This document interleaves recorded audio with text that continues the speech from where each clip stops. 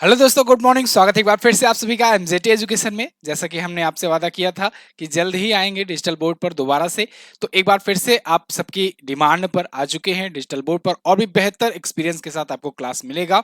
तो पूरा आपको एंड तक देखना है। करंट अफेयर का एक प्रकार से समझो अनुभव आपका और अच्छे से अपग्रेड होने वाला है। तो 2 मार्च का करंट अफेयर आज हम लोग देखेंगे, और ये पता नहीं कैसा, ये मतलब संयोग ही समझो। जब भी कुछ नया स्टार्ट होना होता है तो या तो वो 2 तारीख को स्टार्ट होता है या तो 3 तारीख को स्टार्ट होता है।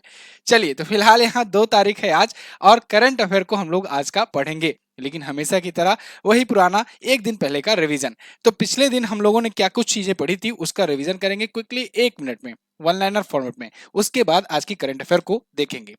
तो कल हम लोगों ने पढ़ा था वैश्विक बौद्धिक संपदा सूचकांक आई हुई है, ग्लोबल इंटेलेक्चुअल प्रॉपर्टी इंडेक्स। इसमें भारत है 42वें स्थान पर। पीएम नरेंद्र मोदी जी ने इसरो के नए लॉन्च कॉम्प्लेक्स की आधारशिला रखी है। ये लॉन्च कॉम्प्लेक्स तमिलनाडु में बनाया गया है। लॉन्च कॉम्प्लेक्स मतलब यहां से लॉन्चिंग होगी इसरो की। और अभी हाल ही में अंतरिक्ष में भारत ने अपना स्पेस स्टेशन खोलने की घोषणा की है, और यह अंतरिक्ष स्टेशन अपना खुद का खुलेगा 2035 में। और धर्मेंद्र प्रधान जी, जो कि केंद्रीय शिक्षा मंत्री हैं, इन्होंने स्वयं प्लस प्लेटफॉर्म लॉन्च किया हुआ है। कल हम लोगों ने यह भी पढ़ा था कि बेसिक स्ट्रक्चर एंड रिपब्लिक नाम की पुस्तक आई है। इस पुस्तक को लिखा है पीएस श्रीधरन पिल्लई ने। ये गोवा के गवर्नर हैं। पीएम मोदी जी ने दुनिया की सबसे बड़ी अनाज भंडारण योजना का उद्घाटन किया नई दिल्ली में। और एनटीपीसी का नया निदेशक परिचालन यानी कि ऑपरेशंस नियुक्त किया गया है रविंद्र कुमार जी को। 1 से 4 मार्च के बीच में 4 दिवसीय तवी महोत्सव जम्मू एंड कश्मीर में आयोजित हो रहा है। इसके अलावा ब्रिटेन के राजा के द्वारा नाइटहुड की उपाधि दी गई है, और ये सम्मानित किए जाने वाले पहले भारतीय बन गए हैं सुनील मित्तल। अभी हाल ही में डेंगू स्वास्थ्य आपातकाल की घोषणा की गई है डेंगू की वजह से। पेरू एक दक्षिण अमेरिकी देश है, और दुनिया की तीसरी सबसे बड़ी मस्जिद का उद्घाटन अल्जीरिया ने किया है। और एक महान गायक पंकज उधास जी का निधन हो गया है। इन्हें 2006 में पद्मश्री मिल चुका था। ये टॉप 12 करंट अफेयर के क्वेश्चंस थे कल की वीडियो से, जिनका आपने किया है क्विकली रिवीजन 1 मिनट में। बात करेंगे अब आज की करंट अफेयर की, लेकिन उससे पहले डेली करंट अफेयर की क्विज पीडीएफ ये सब कुछ आपको कहां मिलेगा? एमजेटी ऐप पर। MJT app Google play store से जाकर के डाउनलोड कीजिए। वहीं पर फ्री में पीडीएफ, फ्री में क्विज वगैरह सब कुछ आपको मिलेगा। आप हमारे पेड कोर्सेज और ई बुक्स वगैरह लेना चाहते हैं तो वो भी यहाँ पर आपको आसानी से मिल जाएंगे। पहला क्वेश्चन, हाल ही में शून्य भेदभाव दिवस कब मनाया गया? तो शून्य भेदभाव दिवस यानी जीरो डिस्क्रिमिनेशन डे, ये मनाया जाता है प्रत्येक वर्ष 1 मार्च को। दोस्तों, भेदभाव आप देखते हो अक्सर देखने को मिल ही जाता है ना? कोई क्षेत्रवाद करता है, कोई जातिवाद करता है, कोई किसी रूप में, कोई ब्लैक व्हाइट के रूप में। हर प्रकार से हर जगह पर कहीं ना कहीं किसी न किसी रूप में भेदभाव देखने को मिल जाता है। लेकिन इससे सामने वाले को नुकसान होता है, किसी एक को समझ लो इंफीरियर घोषित किया जाता है। तो ऐसे भेदभाव ना हो सके समाज में, ये भेदभाव कम करने के लिए, एक समानता का अनुभव कराने के लिए ये चीजें की जाती है, ये दिवस मनाया जाता है। और यही मेन इसका उद्देश्य है कि किसी भी क्षेत्र में भेदभाव ना रहे, समानता सबको मिले, सबको समानता का अधिकार है। चाहे वो महिला पुरुष के बीच का भेदभाव हो, चाहे जातिवाद, क्षेत्रवाद वगैरह वगैरह जो भी हो। तो इस बार की थीम रखी गई है protecting everyone's health, protecting everyone's rights. Protecting everyone health, protecting everyone's right यानी कि अधिकार। शून्य भेदभाव दिवस पहली बार 1 मार्च 2014 को मनाया गया, ये भी आपको ध्यान रखना है। क्लियर है? आगे बढ़ते हैं। अगला क्वेश्चन, हाल ही में एनएसजी के महानिदेशक का अतिरिक्त प्रभार किसे सौंपा गया है? एनएसजी यानी कि नेशनल सिक्योरिटी गार्ड। तो नेशनल सिक्योरिटी गार्ड के अतिरिक्त प्रभार महानिदेशक के रूप में कौन पाए हुए हैं? तो आप बताओगे दलजीत सिंह चौधरी जी। अतिरिक्त प्रभार कब मिलता है? अगर मान लो कोई महानिदेशक है, अगर मान लो अचानक से रिटायर हो गया, या फिर कुछ भी कारणवश पद अपना त्याग दिया, इस्तीफा दे देते हैं कुछ लोग मान लो अपना कार्यकाल पूरा किए लेकिन तब तक कोई सक्सेसर नहीं नियुक्ति हो पाई है, तो ऐसे केस में वो पद खाली ना रहे, क्योंकि वो इंपॉर्टेंट पद होता है महानिदेशक का। मेन हर चीज का डिसीजन, हर चीज का साइन सिग्नेचर मोहर वहीं से होनी होती है। जैसे आप जानो कि कॉलेज का प्रिंसिपल है ना, आपको हर मामलों में कॉलेज के प्रिंसिपल की सिग्नेचर मोहर जरूरत पड़ती है कॉलेज में अगर आप हो तो। ऐसे ही हर एक विभाग में जो महानिदेशक, जो चीफ वाला पद होता है, अगर वो खाली हो जाता है तो या तो जो सेकंड पद रहते हैं, जो सेकंड वरिष्ठ अधिकारी रहते हैं, उनको अंतरिम रूप में नियुक्त कर दिया जाता है, या फिर वैसे ही सिमिलर कोई और डिपार्टमेंट है, कोई और विभाग है तो उसके किसी जो चीफ हैं उसी व्यक्ति को यहाँ का भी अतिरिक्त प्रभार दे दिया जाएगा।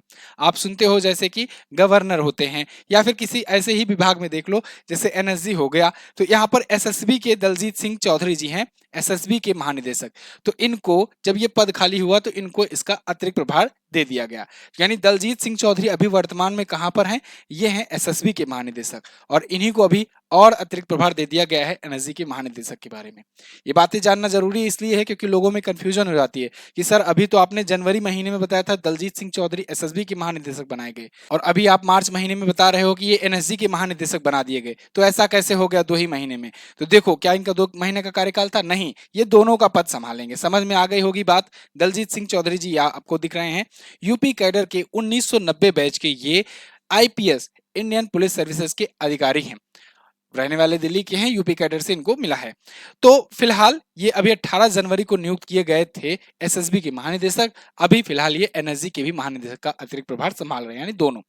एनएसजी की बात करें तो नेशनल सिक्योरिटी गार्ड्स जो है 1984 में स्थापित हुआ था, ठीक है, और मुख्यालय इसका नई दिल्ली में है। इसका काम आप देखते हो, एनएसजी कमांडो आपने सुना ही होगा। तो जितने भी टेररिस्ट या फिर कोई घुसपैठ हो जाती है या कोई बड़े ऑपरेशन, बहुत क्रिटिकल ऑपरेशन होते हैं, उनके लिए एनएसजी गार्ड होते हैं। यहाँ पर दलजीत सिंह चौधरी जी के बारे में बात करें तो ये 3 बार राष्ट्रपति पदक से सम्मानित किए जा चुके हैं। ये तो रही नियुक्ति की बात। पिछले दिनों में भी और भी नियुक्तियां हुई हैं, उनको रिकॉल करेंगे। तो देखो, अभी रविंद्र कुमार को एनटीपीसी का नया निदेशक नियुक्त किया गया है ऑपरेशंस में, ठीक है ना, निदेशक ऑपरेशंस में नियुक्त किया गया है। भारत के नए लोकपाल नियुक्त कर दिए गए हैं एएम खानविलकर। एमआर कुमार को बैंक ऑफ इंडिया का गैर कार्यकारी अध्यक्ष नियुक्त किया गया है। एएस राजीव को केंद्रीय सतर्कता आयुक्त में सतर्कता आयुक्त नियुक्त किया गया है। केंद्रीय सतर्कता आयुक्त नहीं करेंगे, ये थोड़ा सा करेक्शन कर लीजिएगा। संजय कुमार जैन आईआरसीटीसी के नए अध्यक्ष और प्रबंध निदेशक हैं, ये भी इंपॉर्टेंट है। अजय कुमार चौधरी एनपीसीआई यानी कि National Payment Corporation of India के नॉन एग्जीक्यूटिव अध्यक्ष और स्वतंत्र निदेशक हैं। नवीन ताहिल यानी टाटा डिजिटल के एमडी और सीईओ नियुक्त किए गए हैं। Ravi Kumar Jha LIC mutual fund के एमडी और सीईओ हैं, और लेफ्टिनेंट जनरल उपेंद्र द्विवेदी को भारतीय सेना का उप प्रमुख नियुक्त किया गया है। वहीं पवन कुमार को वित्त मंत्रालय में मुख्य सलाहकार चीफ एडवाइजर नियुक्त किया गया है। क्लियर है? ये मैं तेजी से इसलिए बढ़ा रहा हूं क्योंकि मैं इसको हर लगभग 2 से 3 दिन आपको रिवाइज करा देता हूं, तो आप लोग भी रेगुलर बने रहो। अब देखो, डिजिटल बोर्ड पर भी आ गए हैं तो आपको रेगुलरिटी बना कर रखनी है। दूसरी बात, देखो मैं वीडियो में कभी भी बीच में सब्सक्राइब, लाइक, शेयर ये सब वगैरह करने को नहीं कहता हूं। तो मैं मानता हूं कि चलो जिन लोग को प्यार है वो कर देंगे आराम से, ठीक है, लेकिन बहुत सारे लोग, मैं समझता हूं इस चीज को कि भूल जाते हो जाता है। हम भी बहुत सारी वीडियोस देखते हैं तो कभी कभी नहीं लाइक करते, कभी कभी वीडियो शुरू करने से पहले ही लाइक कर देते हैं, है ना। तो जो लोग भूल जाते हो तो भैया याद दिला दे रहे, अभी लाइक कर दो। और अगर चैनल पर नए आए हो, चैनल को सब्सक्राइब कर दो। बहुत ही जबरदस्त कंटेंट मिलने वाला है आने वाले दिनों में। और अब तो टॉपिक वाइज करंट अफेयर की भी सीरीज शुरू कर दी गई है। कल मैंने फिल्म अवार्ड्स से शुरुआत की हुई है, कल की वीडियो जाकर के जरूर देखिएगा चैनल पर। फिल्म अवार्ड्स में जितने भी फिल्म अवार्ड हुए हैं साल भर में, पिछले 1 साल में, उस सब कुछ कवर कराया गया है। आगे, हाल ही में सौर मंडल के किस ग्रह के पास 3 नए चंद्रमा की खोज की गई है? देखो, जब मैं चंद्रमा की बात करूं ना तो इसका मतलब ये अपने चंदा मामा मत समझना पृथ्वी वाला। चंद्रमा मतलब कि नेचुरल सैटेलाइट, है ना, प्राकृतिक उपग्रह। एक हम लोग सैटेलाइट लॉन्च करते हैं, वो कृत्रिम सैटेलाइट होता है, या कहें कि आर्टिफिशियल सैटेलाइट होता है, और एक प्रकृति ने बनाया हुआ है तो वो प्राकृतिक उपग्रह होता है। तो जैसे अपने पास एक उपग्रह है, अपने पास बोले तो अपनी पृथ्वी के पास, तो उसे चंद्रमा हम लोग कहते हैं। तो ऐसे और भी ग्रहों के उपग्रह हैं, तो और भी ग्रहों के जो उपग्रह हैं उन्हें भी हम लोग चंद्रमा कह देते हैं। क्या दिक्कत है ना। तो यहाँ 3 नए चंद्रमा की खोज की गई है अभी हाल फिलहाल में। किस ग्रह के, ये क्वेश्चन है। तो ये ग्रह हैं अरुण ग्रह और वरुण ग्रह, तो जिन्हें हम लोग यूरेनस और नेपच्यून के नाम से जानते हैं। उपरोक्त दोनों ऑप्शन आपका करेक्ट हो जाएगा। यहाँ यूरेनस का 1 और वरुण ग्रह यानी कि नेपच्यून का 2 खोजा गया है, यानी इन दोनों के उपग्रह खोजे गए हैं अभी रिसेंटली। ये किसने खोजा हुआ है ये भी पूछा जाएगा, तो आप बताना। अंतरराष्ट्रीय खगोलीय संघ ने, IAU ने, इंटरनेशनल एस्ट्रोनॉमिकल यूनियन ने, तो इसने खोजा हुआ है। एक यूरेनस की परिक्रमा करता है यानी अरुण की, और 2 जो हैं वो नेपच्यून की यानी कि वरुण ग्रह की परिक्रमा करते हैं। अगर अरुण ग्रह की बात करें, टोटल संख्या 28 हो गई है, और नेपच्यून की अब टोटल 16 ज्ञात संख्याएं हो गई हैं। अच्छा, अभी 2 नए चंद्रमा की खोज की गई है, 2 नए चंद्रमा की खोज की गई है। 2 नए चंद्रमा की खोज की गई है, और नेपच्यून की अब टोटल 16 ज्ञात संख्याएं हो गई हैं। अभी शनि ग्रह और बृहस्पति ग्रह, इन लोगों में होड़ मची ही रहती है, इनके लगातार उपग्रह खोजे जाते रहते हैं, है ना, समय समय पर। तो कभी ये आगे कभी वो आगे, है ना, आप डेविल के पीछे डेविल आपके पीछे वाली बात है। तो इसलिए इसमें कंफ्यूज मत होना, जब भी जाना आप एग्जाम देने तो देख लेना सबसे ज्यादा उपग्रह किसके हैं। चलिए, हाल ही में भारत ने किस नदी के पानी को पूरी तरह से पाकिस्तान जाने से रोका? ये एक बहुत बड़ी डेवलपमेंट हुई है दोस्तों। अभी भारत की रावी नदी है, भारत से ही जाती है, पाकिस्तान में जाती है, लेकिन पाकिस्तान में इसका बहुत बड़ा हिस्सा, बहुत बड़ा पानी का जा रहा था, और इसको अब भारत ने बांध बनाकर, डैम बना करके रोक दिया है पूरी तरीके से। क्या ये अचानक से रुका? क्या पाकिस्तान को इसकी भनक नहीं थी पहले कि भारत ऐसा कर देगा? नहीं, सब कुछ था। भारत डैम बना रहा था 2018 से ही, और वो डैम बन करके तैयार हो गया है, और उस डैम को अब चालू कर दिया गया है। ठीक है, तो यानी सब कुछ पहले से पता था कि भैया भारत ये कर रहा है और रोकेगा जरूर। भारत ने पाकिस्तान को इससे पहले अल्टीमेटम भी दिया था। पूरा मामला क्या है इसको समझो, पहले आप यहाँ रावी नदी लगा करके आगे बढ़ते हैं।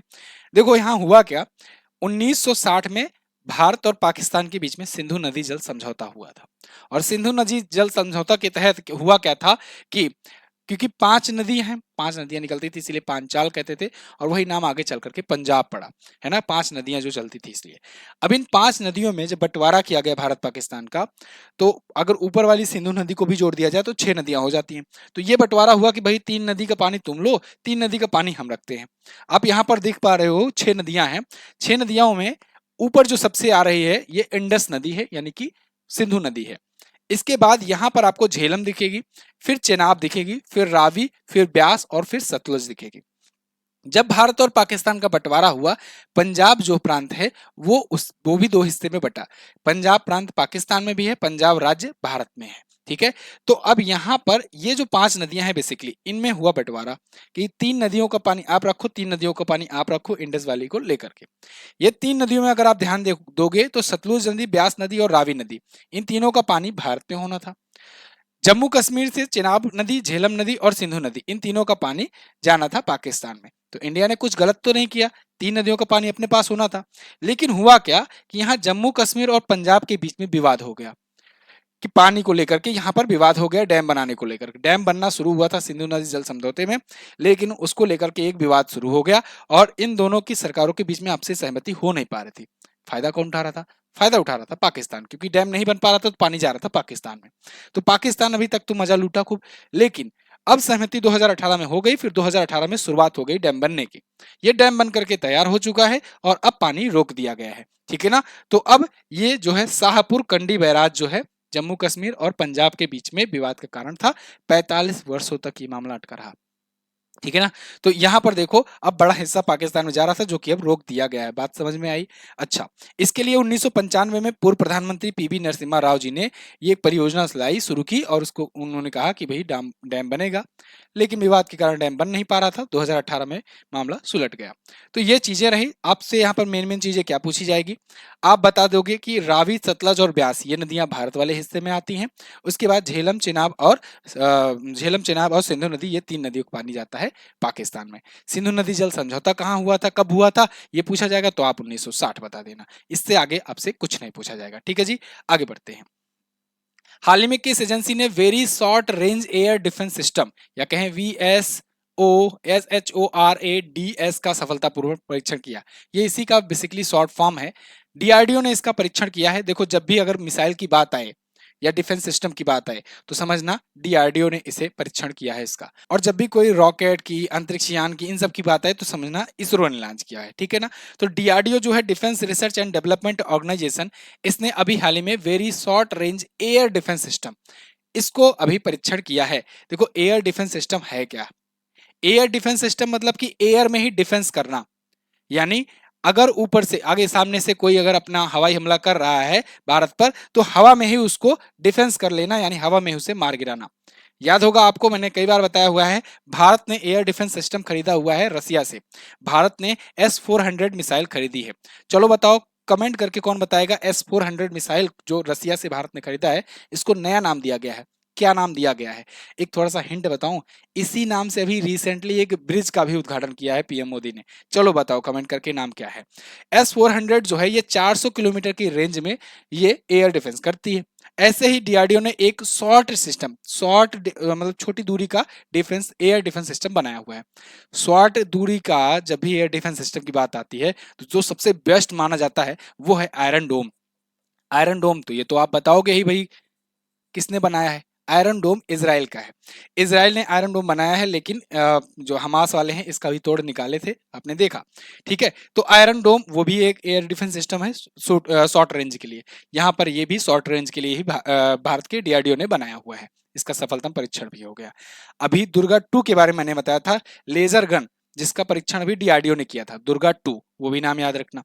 चलो अब डीआरडीओ के बारे में बात करते हैं। डीआरडीओ की स्थापना 1958 में हुई थी।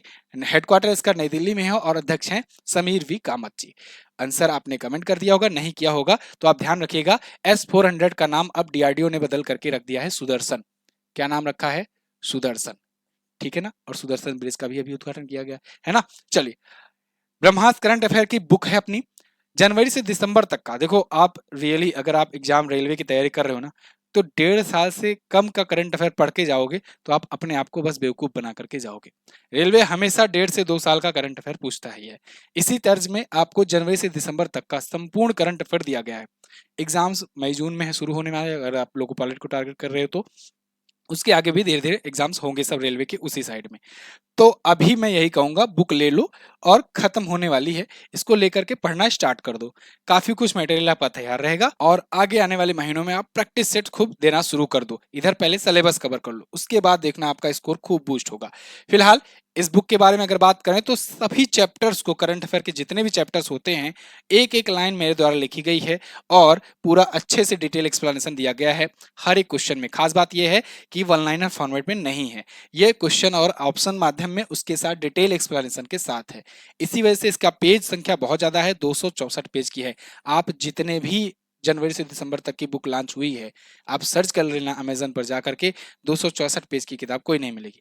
और मैं आप बड़ी बात बताऊं, ये 264 पेज 8 फंट साइज 8 पर की गई है, यानी इसका कंटेंट जो है वो 600 पेज का है। तो 600 पेज का कंटेंट जो है आपको कहीं नहीं मिलने वाला है। इसी वजह से इसका नाम ब्रह्मास्त्र है। 100% क्वेश्चन पूरा का पूरा कवर हो जाता है, कोई भी एग्जाम आप उठा करके देख लो। चलिए अगला क्वेश्चन कहां पर मिलेगा? अमेजन पर, लिंक डिस्क्रिप्शन में है। अगला क्वेश्चन, किस राज्य सरकार ने सार्वभौमिक जीवन बीमा योजना का अनावरण किया? तो अभी हाल ही में नागालैंड सरकार ने दोस्तों सार्वभौमिक जीवन बीमा योजना का अनावरण किया हुआ है। नागालैंड सरकार ने ऐसा क्यों किया है?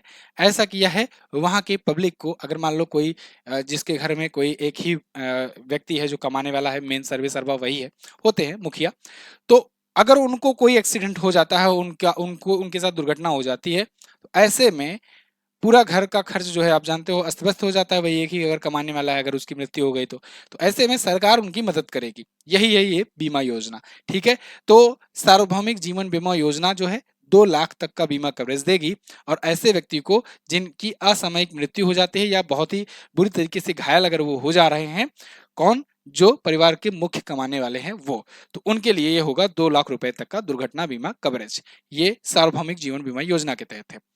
अगर हम लोग नागालैंड की बात करें तो कोहिमा इसकी राजधानी होती है। नेफिरियो इसके सीएम है करंट टाइम पर, और ये ला गणेशन जी करंट टाइम पर इसके गवर्नर हैं। यहाँ पर आप देखोगे नागालैंड, मैंने आपको नागमणि याद कराया था ना कि यहाँ पर कंफ्यूजन होती है कौन ऊपर रहेगा कौन नीचे, नागालैंड की मणिपुर, तो आप नागमणि लिख लेना। तो नागमणि तो मतलब कि नाग पहले पड़ रहा है, तो नाग ऊपर हुआ, नागालैंड ऊपर, नीचे मणिपुर होगा। तो यहाँ पर ये नागालैंड जो है ये अपना बॉर्डर शेयर करता है अरुणाचल प्रदेश से, असम से, और नीचे मणिपुर से, याद रहेगा। चलिए, यहाँ पर फकीम वन्यजीव अभ्यारण्य है। इसके अलावा नाटंगी नेशनल पार्क है। नाटंगी वाला नेशनल पार्क कई बार एग्जाम में पूछा गया है, इसको याद रखना। रेगमा जेलियांग है, कोहिमा, दीमापुर, ये प्रमुख स्थल हैं। 16 जिले हैं, 60 विधानसभा में सीटें हैं यहाँ की, एक लोकसभा में और एक राज्यसभा में यहाँ से सीट जाती है। आगे बढ़े, अगला क्वेश्चन, वर्ष 2027 में विश्व एथलेटिक चैंपियनशिप की मेजबानी कौन सा देश करेगा? तो दोस्तों विश्व एथलेटिक चैंपियनशिप 2027 में होने जा रहा है बीजिंग में, चाइना में। चाइना की राजधानी बीजिंग में होगा वर्ल्ड एथलेटिक चैंपियनशिप, एथलेटिक्स का सबसे बड़ा टूर्नामेंट। अभी रिसेंटली हुआ था बुडापेस्ट में, 2023 वाला। तो जब बुडापेस्ट में हुआ था हंगरी में, तो उसमें गोल्ड मेडल जीता था किसने? नीरज चोपड़ा ने, भाला फेंक में जीता था। भारत को पहली बार गोल्ड मिला। वैसे नीरज चोपड़ा का इतिहास बहुत ही शानदार रहा है इस मामले में। वर्ल्ड एथलेटिक चैंपियनशिप में वो 2 मेडल जीते हैं और 2 मेडल जीतने वाले वो इकलौते भारतीय हैं। एक्चुअली में भारत को केवल 3 ही मेडल मिले ही अभी तक है। अंजू बॉबी जॉर्ज ने सबसे पहले ब्रॉन्ज मेडल जीता था, फिर सिल्वर मेडल जीता नीरज चोपड़ा ने 2022 में, और उसके बाद 2023 में इन्होंने जीत लिया गोल्ड मेडल। ठीक है जी, तो 3 ही मेडल आए हैं अभी तक। विश्व एथलेटिक चैंपियनशिप की 2027 वाले संस्करण की बात करें तो ये बीजिंग चीन में होगा, और अगली साल नानजिंग में, ये भी चाइना में पड़ता है, विश्व एथलेटिक इंडोर चैंपियनशिप होगा, यानी इंडोर गेम्स के लिए होगा। ठीक है जी, और क्या रह गया? कुछ नहीं रह गया है। चीन के बारे में अगर बात करें तो चीन में अभी हांगझो में हुआ था एशियन गेम्स, याद होगा 2022 में हुआ था। तो हांगझो जो हुआ था 2022 वाला, मतलब 2023 में आयोजित हुआ, हांगझो में हुआ था। अगला वाला कहां पर होगा? जापान में होगा। जापान के किस शहर में होगा? आप कमेंट करके मुझे बताओ। ऑप्शन में दे रहा हूं, टोक्यो, हिरोशिमा, नागासाकी, नगोया, और इसके अलावा इनमें से कोई नहीं। आप बताना जरूर कमेंट करके। आगे यहाँ पर पिछले दिनों में चाइना क्यों क्यों चर्चे में आया है, इसको रिकॉल करिए। तो देखो, सिंगल चार्ज में करीब 50 साल तक चलने वाली एक अनोखी बैटरी बनाई है अभी चाइना ने। 9वां एशियाई शीतकालीन खेल यहीं पर हुआ, क्योंकि एशियन गेम्स भी हुआ था। आइंस्टीन प्रोब लॉन्च किया गया। इसके अलावा डोंग जून रक्षा मंत्री यहां पर नियुक्त किए गए। पिछले बार रक्षा मंत्री गायब कर दिए गए। पृथ्वी पर सबसे गहरी लैब इन्होंने लॉन्च की है। दुनिया का पहला मीथेन से उड़ने वाला रॉकेट, ये पूछा जाएगा आपसे, मीथेन से उड़ने वाला रॉकेट पहला इन्होंने किया है। लकड़ी से उड़ने वाला जो सैटेलाइट है वो अभी नासा और जक्सा ने मिलकर लॉन्च किया।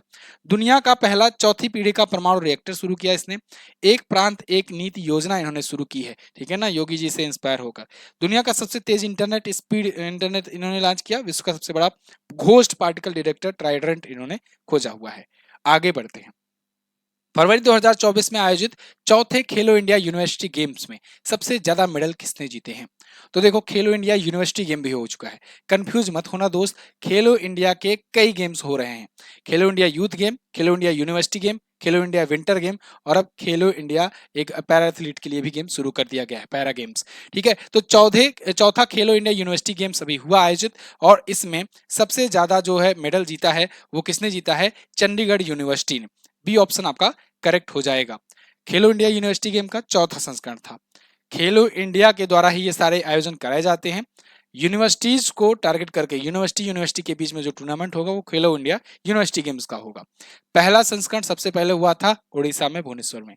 दूसरा संस्करण हुआ था कर्नाटक में। तीसरा संस्करण उत्तर प्रदेश में। चौथा संस्करण पूर्वोत्तर के सभी राज्यों में आयोजित किया गया। तो यहाँ पर पूर्वोत्तर के सभी राज्यों में हुआ, ये बात ध्यान रखना। 17 से 29 फरवरी के बीच चंडीगढ़ यूनिवर्सिटी ने सबसे ज्यादा 32 गोल्ड जीते, 18 सिल्वर और 21 ब्रॉन्ज के साथ 71 मेडल जीते हैं। सेकंड पर लवली प्रोफेशनल यूनिवर्सिटी रहा। थर्ड पर गुरु नानक देव यूनिवर्सिटी रहा। क्लियर है? ध्यान रखना, खेलो इंडिया यूथ गेम के 6 संस्करण हो चुके हैं, और छठवां खेलो इंडिया यूथ गेम्स जो है ये कहाँ आयोजित हुआ? तो आप बताओगे, ये आयोजित हुआ था तमिलनाडु में। तमिलनाडु में, ठीक है ना। चलो आगे। खेलो इंडिया विंटर गेम्स भी अभी आया था, जिसमें मैंने बताया था ना भारतीय सेना ने सबसे ज्यादा मेडल जीते हैं। हाल ही में 2024 का प्रतिष्ठित रोमन रोलैंड पुस्तक पुरस्कार किसने जीता है? 2024 के लिए रोमन रोलैंड पुस्तक पुरस्कार इसको जीत लिया है दोस्तों पंकज कुमार चटर्जी ने। पंकज कुमार चटर्जी ये अनुवादक हैं, और ये अनुवाद करने के लिए ही अवार्ड दिया ही जाता है। तो ये अवार्ड ये पा चुके हैं। इन्होंने जीन डेनियल बोल्टसेट की ले दीवान डी स्टालिन इस पुस्तक का ट्रांसलेशन किया है, और इस पुस्तक का ट्रांसलेशन करने की वजह से, बेहतरीन ट्रांसलेशन करने की वजह से इनको ये अवार्ड दिया गया है। किसमें किया है? बंगाली में, बंगाली भाषा में इन्होंने किया हुआ है। तो स्टालियर दीवार नाम से इन्होंने ट्रांसलेशन, मतलब जो ट्रांसलेटेड बुक है उसका नाम ये है, और पहले ओरिजिनल बुक का नाम ले दीवान डी स्टालिन है। बेसिकली ये पुस्तक स्टालिन के ऊपर है। स्टालिन आप जानते हो ना, सोवियत संघ जब था तब उसका एक बहुत ही बड़ा लीडर था स्टालिन, उसी के जीवन के बारे में इस पुस्तक में बताया गया है। तो फिलहाल ये पंकज कुमार चटर्जी जी ये अवार्ड पा चुके हैं। पिछले दिनों में कुछ और पुरस्कार पाए गए हैं, दिए गए हैं, उनको हम लोग रिकॉल करेंगे। अभी नाइटहुड की उपाधि ब्रिटेन के द्वारा सुनील मित्तल को दी गई। एयरटेल के समझ लो founder and CEO Sunil Bharti Mittal, CEO नहीं करेंगे, संस्थापक। फ्रांस के सर्वोच्च नागरिक सम्मान शशि थरूर ने पाया हुआ है। केपीपी नामबियार पुरस्कार एस सोमनाथ को मिला है, इसरो के चीफ है। नीमहंस को मिला है नेल्सन मंडेला पुरस्कार, याद रखना। लक्ष्मी नारायण अंतर्राष्ट्रीय पुरस्कार प्यारेलाल शर्मा को, और इस बार 2024 के लिए 5 व्यक्तियों को भारत रत्न से सम्मानित किया जा रहा है। कौन कौन? पीवी नरसिम्हा राव, चौधरी चरण सिंह, एम एस स्वामीनाथन, कर्पूरी ठाकुर और लालकृष्ण आडवाणी, जिनमें से इन 4 को, शुरू के 4 को मरणोपरांत दिया जा रहा है। रंजन गोगोई जी को असम वैभव रत्न मिला और प्रोफेसर एंड्रियन क्रूज को Order of the British Empire मिला। वसंत लक्ष्मी नरसिम्हाचारी को नृत्य कला निधि पुरस्कार से सम्मानित किया गया। वहीं अली अबू अवाद और डेनियल बोरेन बोइम को इंदिरा गांधी शांति पुरस्कार मिला है 2023 का। हेमचंद्र रवि कुमार को कर्मवीर चक्र पदक से सम्मानित किया गया है। लास्ट क्वेश्चन, राष्ट्रीय सांख्यिकी कार्यालय के अनुसार यानी एनएसओ के अनुसार तीसरी तिमाही में, जो कि अक्टूबर से दिसंबर 2023 की होती है, इनमें भारत की जीडीपी ग्रोथ रेट कितनी रही? ये कल एक रिपोर्ट आई और सबको चौंका दी है, सबको शौक में डाल दी है कि भारत ने बहुत ही, समझ लो कि एक्सेप्शनल ग्रोथ दिखाई हुई है। 8.4% की ग्रोथ हुई है इंडिया की जीडीपी में तीसरी तिमाही में, यानी अक्टूबर से दिसंबर में। आप जानते हो कि वित्तीय वर्ष जो शुरू होता है वो 1 अप्रैल से शुरू होता है और चलता है 31 मार्च तक। तो भाई 12 महीने का है, तो 3-3 तिमाही का, 3-3 महीनों का 4 तिमाही हुआ, तो तीसरी तिमाही पड़ता है अक्टूबर से दिसंबर वाला। लास्ट एक क्वार्टर जो होता है वो शुरू होता है जनवरी से मार्च तक का। तो ये जो तीसरा क्वार्टर था, इसमें भारत की जीडीपी ग्रोथ रेट अनुमान से बहुत ज्यादा रही। लोगों ने जो अनुमान लगाए थे उससे बहुत ज्यादा रही। इस वजह से हर एक न्यूज एजेंसी ने इसको कवर किया बहुत ही अच्छे तरीके से। GDP growth accelerate to 8.4% in Q3, estimate for financial year 2024 ये 7.6%। मतलब सभी ने अपना अपना अलग अलग से एस्टिमेट किया था, लेकिन अभी यहाँ पर बहुत ही बड़ी जीडीपी ग्रोथ रेट देखने को मिली है। जीडीपी क्या है, मोटा मोटा समझो, नए लोग जो होंगे वो लोग समझ लें। जीडीपी यानी कि ग्रॉस डोमेस्टिक प्रोडक्ट। आपका एक देश जो है वो किसी एक फाइनेंशियल ईयर में जितना भी सेवाओं का और उत्पादों का उत्पादन कर लेता है, उसी की दर को, मतलब कि कितना इस बार किया, अगली बार कितने प्रतिशत ज्यादा किया, अगली बार कितने प्रतिशत ज्यादा किया, इसी की दर को कहते हैं जीडीपी ग्रोथ रेट। ठीक है ना, और उस चीज को जीडीपी कहते हैं। ये हुआ। अब 2022-23 के लिए जीडीपी के आंकड़ों में भी इन्होंने संशोधन कर दिया। किसने? एनएसओ ने। देखो जो मेन रियल डाटा है ना, बाकी सब तो अनुमान ही जारी करते हैं, जो रियल डाटा है वो एनएसओ ही बताता है, यानी सब कुछ इसी के पास है, इसी का लास्ट में फाइनल रिपोर्ट आती है। बाकी आप जो सुनते हो ना कि एसबीआई ने, आरबीआई ने, वर्ल्ड बैंक ने और आईएमएफ ने, क्रिसिल ने, फिच रेटिंग ने, ये सब लोग, मूडीज ने, ये सब अनुमान जारी करते हैं। इनके पास रियल डाटा नहीं रहता है, ये एनालिसिस करके अनुमान जारी करते हैं। रियल डाटा राष्ट्रीय सांख्यिकी कार्यालय के पास होता है, और क्योंकि यही भारतीय राष्ट्रीय आय की भी गणना करता है, ध्यान रखना, ये पूछा जा गया है, कई बार एग्जाम में पूछा गया है। तो इसी के पास रियल डाटा होता है, इसने रियल डाटा जारी कर दिया है और इसने बताया है कि भैया आप लोग अनुमान लगाते रहो 6% 7% का, यहाँ देखो 8.4% का रहा है। ठीक है, और ये पूरा का पूरा मैनेज कर दिया है। मतलब भाई आप समझो फर्स्ट ईयर सेकंड ईयर में अगर कम परसेंटेज आया, फाइनल ईयर में पूरा टॉप मार दिए, तो फिर तीनों का कवर कर देगा ना। ऐसे ही ये भी हुआ यहाँ पर। फिलहाल ये तो थे टॉप 10 करंट अफेयर के क्वेश्चन आज के दिन से। आई होप आपको बेटर तरीके से समझ में आया होगा। तो कैसा लगा अनुभव आप लोग कमेंट करके जरूर बताइएगा। टेलीग्राम पर इसकी पीडीएफ भेज दी जाती है, टेलीग्राम चैनल आप जरूर ज्वाइन करिए। एमजेटी एजुकेशन जाकर के सर्च करेंगे, मिलेगा आपको चैनल, वहां पर ज्वाइन करके रखिए, वहां पर पीडीएफ भेजी जा रही है। टेलीग्राम के अलावा व्हाट्सएप चैनल भी आप हमारा ज्वाइन कर सकते हैं। इसमें जो भी नोटिफिकेशन होते हैं, जो भी आपको नया अपडेट देना होता है, सबसे पहले मैं आपको यहीं पर बताता हूँ। व्हाट्सएप चैनल और टेलीग्राम चैनल दोनों का लिंक डिस्क्रिप्शन में है। टाइटल को टच करोगे तो डिस्क्रिप्शन बॉक्स खुलेगा, तो वहीं से जाकर के आप इसको ज्वाइन कर सकते हो। भारत का पहला सौर ऊर्जा शहर यानी कि सोलर सिटी ऑफ इंडिया कौन है? तो सांची है। यूपी का पहला अयोध्या है। भारत का पहला मानव अंतरिक्ष उड़ान कार्यक्रम ये शुरू किया गया इसरो के द्वारा अभी हाल ही में, मतलब शुरू किया जाना है गगनयान। ठीक है, अब देखो आज आपको क्या बताना है। कौन सी पुस्तक गोवा के गवर्नर पीएस श्रीधरन पिल्लई के द्वारा लिखी गई है? बहुत ही आसान है। और बौद्धिक संपदा सूचकांक में कौन सा देश शीर्ष पर है? ये भी आसान है। दोनों क्वेश्चंस के बारे में जो भी पता होगा डिटेल में जरूर आंसर करना, जिससे आपको, आपके अलावा बाकी लोग जो आपके कमेंट पढ़े उनका भी फायदा हो जाए। इस वीडियो की क्विज और पीडीएफ आपको एमजेटी ऐप पर भी मिलेगी, तो आप एमजेटी ऐप का रुख जरूर कीजिएगा। मैं मिलता हूं आपसे अगली वीडियो में, तब तक के लिए नमस्कार, जय हिंद, वंदे मातरम।